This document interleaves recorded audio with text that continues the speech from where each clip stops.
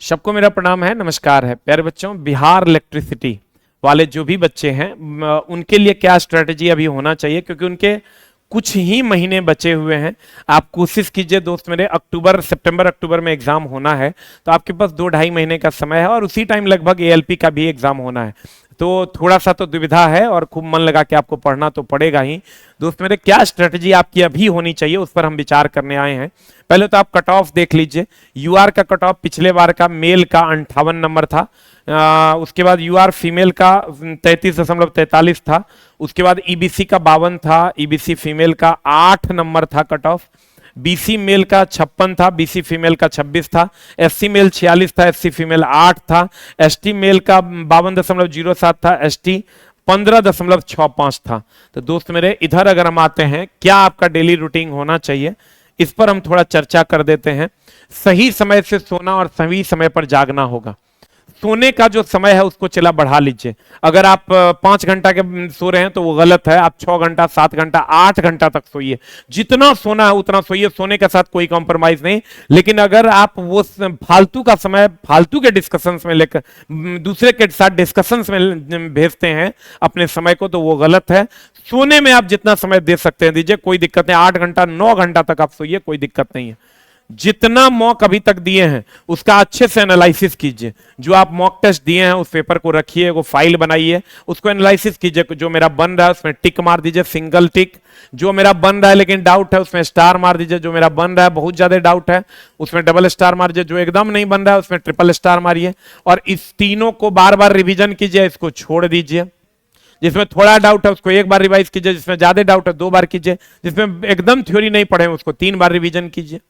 उसको छांटिए कि 30 क्वेश्चन ऐसा है, 20 क्वेश्चन ऐसा है, 30 क्वेश्चन वैसा है, 20 क्वेश्चन वैसा है। आज छांट लीजिएगा। चला 10 सेट को रिवीजन करने के लिए मुश्किल से 1 से 1.5 घंटा लगेगा, लेकिन छांटिएगा नहीं तो दिक्कत हो जाएगा। जिस टाइम सेट लगा रहे होते हैं उसी टाइम सब में मार्किंग कर लीजिए किसको हमको रिवीजन करना है और किसको नहीं करना है।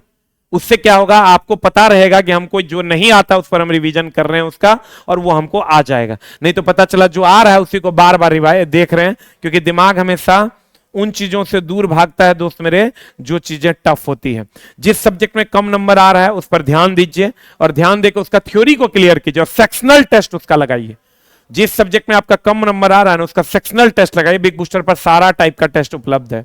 निगेटिव विचारधारा से बचिए। बहुत सारे लोग कह रहे होंगे सेटिंग हो जाएगा, ये हो जाएगा, वो हो जाएगा, न हो जाएगा। जो कह रहे होंगे सेटिंग हो जाएगा उसका खुद का नौकरी अभी तक नहीं लगा होगा। इसलिए निगेटिव विचारधारा से बचिए। निगेटिव विचारधारा आपको कभी कुछ नहीं दे सकता है। और दोस्त मेरे, अगर सेटिंग से होता तो 8 नंबर कट ऑफ नहीं जाता। मॉक में कम नंबर आ रहा है तो क्वेश्चन के लेवल पर निर्भर करता है। मॉक में कम नंबर आ रहा है, हड़बड़ाना नहीं है, वो डिपेंड करता है क्वेश्चन के लेवल पर। किसी दिन आपको 10 नंबर ज्यादा, किसी दिन 10 नंबर कम आ जाएगा। क्वेश्चन का लेवल जैसा सेट होगा वैसा हो जाएगा, उसमें घबराना नहीं है। आप ये देखिए कि आपका नॉलेज लेवल बढ़ रहा है कि नहीं। आप ये देखिए कि आप अपने चीजों को एनालाइज कर पा रहे हैं कि नहीं। आप ये मत देखिए कि आपको नंबर कितना आ रहा है। कंफ्यूज टॉपिक, जैसे एक दिन में कितना मॉक लगाना है सही रहेगा दोस्त मेरे। एक दिन में 1 मॉक फुल और पार्ट वाइज 1-1 मॉक अगर आप लगा पाते हैं तो जरूर लगाइए, लेकिन 1 मॉक फुल तो जरूर लगाइए। जनरल स्टडीज जो आपका 10 नंबर का उसमें कितना मार्क्स आना चाहिए, कम से कम 5 से 6 नंबर आना चाहिए।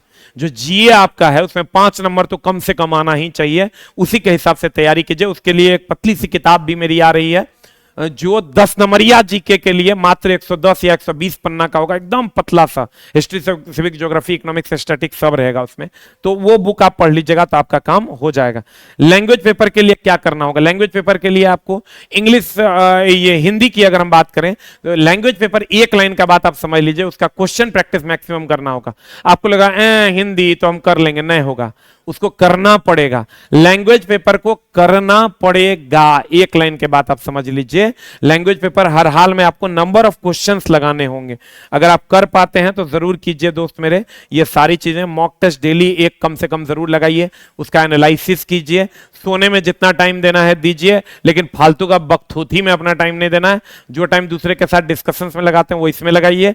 और सेटिंग से अगर किसी का रिजल्ट हो जाता तो 8 नंबर कट ऑफ नहीं जाता, ये बात आप जान लीजिए। इसलिए खूब मन लगा के पढ़िए। निगेटिव विचारधारा की ओर नहीं जाना है, पॉजिटिव विचारधारा की ओर जाइए, आपका रिजल्ट जरूर होगा। Thank you very much, love you all, नमस्कार।